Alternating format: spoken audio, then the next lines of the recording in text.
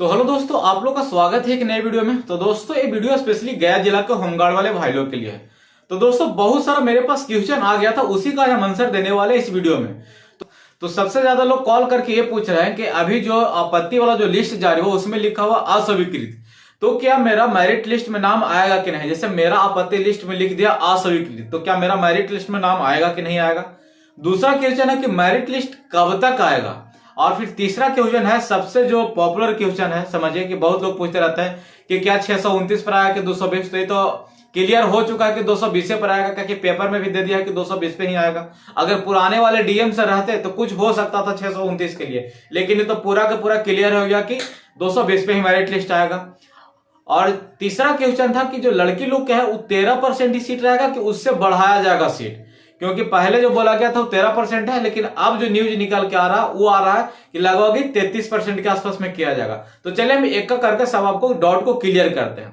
तो जो पहला क्वेश्चन था कि जो मेरा आपत्ति वाला जो लिस्ट है उसमें हमको अस्वीकृत लिखा गया, तो क्या मेरा मेरिट लिस्ट में नाम आएगा कि नहीं। तो देखिए इससे आपको मेरिट लिस्ट पे कोई भी प्रभाव नहीं पड़ता है, क्योंकि आप यहाँ पास जो आपत्ति दिए थे, जैसे कि आप आपत्ति दिए थे, मान लीजिए हम एक आदमी के एग्जाम्पल ले लेते हैं। मेरा जो हाई जंप था उसमें मेरा 4 नंबर आता है, उनका कहना था कि मेरा 4 नंबर आता है, इस पे वो एप्लीकेशन दिए थे। तो उसमें वीडियो के माध्यम से जब चेक किया गया तो वहां क्या देखा गया कि आप जो हाई जंप किए हैं वो 4 फीट 3 इंच कूदे हैं, तो इसलिए आपको एक ही नंबर दिया गया है। तो यहाँ पास लिख किया गया अस्वीकृत, मतलब आप जो वहां पास कंप्लेन किए थे, आप जो चैलेंज किए थे, उस चैलेंज को रिजेक्ट किया जाता है।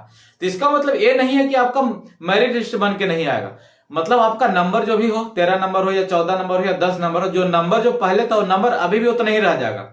अगर आप 10 नंबर में मेरिट लिस्ट आपका लग जाएगा तो मेरिट लिस्ट लगेगा, अगर नहीं 10 नंबर में लग पाएगा तो नहीं लग पाएगा। लेकिन ऐसा बिल्कुल भी नहीं, ये अफवाह गलत अभी उड़ गया है। बहुत लोग बोल रहे हैं कि सर हमारे मतलब प्रखंड में बोल रहे हैं कि तुम्हारा जो कंप्लेन किया था इसमें अस्वीकृत लिख दिया गया तो तुम्हारा मेरिट लिस्ट में नाम नहीं आएगा। तो भाई ऐसा बिल्कुल भी नहीं है, आपका मेरिट लिस्ट में नाम आएगा अगर आप उस नंबर पर लाए होंगे। जैसे कि आप 14 नंबर लाए और आप कंप्लेन किए होंगे कि नहीं मेरा 15 में 15 नंबर आता है और वहां पास अस्वीकृत लिख दिया, तो इसका मतलब ये नहीं है कि आपका मेरिट लिस्ट में नाम नहीं आएगा, बिल्कुल आपका नाम आएगा। वो अस्वीकृत इसलिए लिखा है कि आप जो चैलेंज किए तो चैलेंज आप हार गए हैं बस।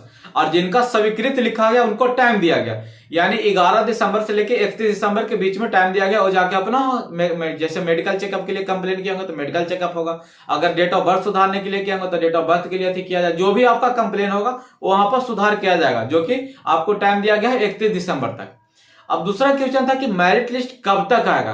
तो देखिए 31 दिसंबर तक तो इसका डेट ही दिया गया है, मतलब सुधार करने के लिए आपत्ति वाला का, जिनका स्वीकृत कर लिया गया, जिनका एक्सेप्ट कर लिया गया आपत्ति वाला, उनको सुधार करने, जैसे किन्हीं का मेडिकल चेकअप होगा या फिर जैसे को रीमेडिकल बोलते हैं, मतलब फिर से आपका मेडिकल चेकअप होगा। अगर आपको प्रॉब्लम होगा मतलब नाम में या तो फिर डेट ऑफ बर्थ में, उसका टाइम दिया गया, उसका सुधार होगा। तो 31 दिसंबर तक अभी यही प्रोसेस चलेगा।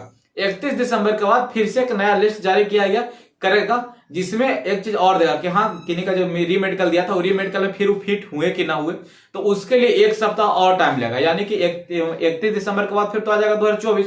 तो 2024 में समझिए 1 सप्ताह फिर लगेगा। जो आपत्ति में जब जिनका एक्सेप्ट किया गया है उनका फिर से मेडिकल चेकअप होगा या जो भी काम होगा वो काम होने के बाद फिर से एक नया लिस्ट जारी कराया जाएगा कि हाँ रीमेडिकल में आदमी पास हुए कि ना हुए, उनका फिर से लिस्ट आएगा।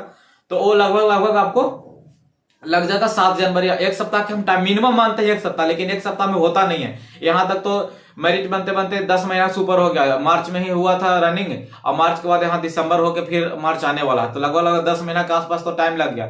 लेकिन हम एक मान के चलते हैं कि 7 दिन लगेगा, लेकिन 7 दिन से ज्यादा भी लग सकता। उसके बाद फिर मेरिट लिस्ट निकलेगा और मेरिट लिस्ट 15 जनवरी के बाद ही निकलेगा, इससे पहले मेरिट लिस्ट नहीं निकलेगा।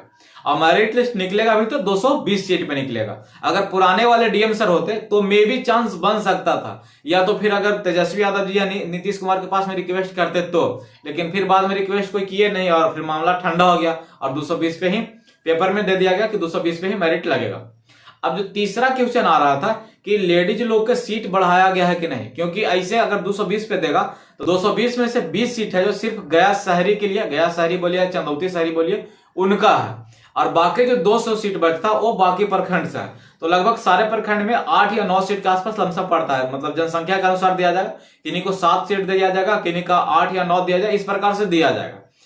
तो आ रहा है कि अगर सारे प्रखंड में जो भी सीट दे, लेकिन एक लेडीज का रिजर्व रहेगा, क्योंकि 13% उनका आरक्षण है, तो 1 सीट लेडीज का रहेगा हर एक प्रखंड में। लेकिन अभी सुनने में आ रहा है, एक न्यूज निकल के आ रहा है कि लेडीज का 13% से बढ़ा के 33% या 35% किया जाएगा। ये कहीं लिखित नहीं है, ये भी नहीं बोल रहा है कि 100% ऐसा होगा ही 33%, लेकिन न्यूज निकल के आ रहा है कि 33% होगा, लेकिन ये कहीं लिखित प्रमाण नहीं है। ऐसे 13% बोला गया कि 13% मिलेगा। अगर 13% मिलेगा तो हर एक प्रखंड में एक एक सीट रहेगा लड़की लोग के, लेकिन अगर मान लेगा 33% मिलेगा तो 2 से 3 सीट लड़की लोग के हो जाएगा हर एक प्रखंड में। तो अगर 33 कर देगा तो लड़की लोग के लिए ये मतलब समझिए कि प्लस पॉइंट है, खुशखबरी वाली बात है। लेकिन अगर कर देगा तो, लेकिन अगर 13% करेगा तो लगभग 1 सीट हर एक प्रखंड में लड़की लोग के रहेगा। बाकी अगर कोई भी नया अप टू डेट आता रहेगा तो हम आपको अप टू डेट करते रहेंगे, बताते रहेंगे वीडियो के माध्यम से।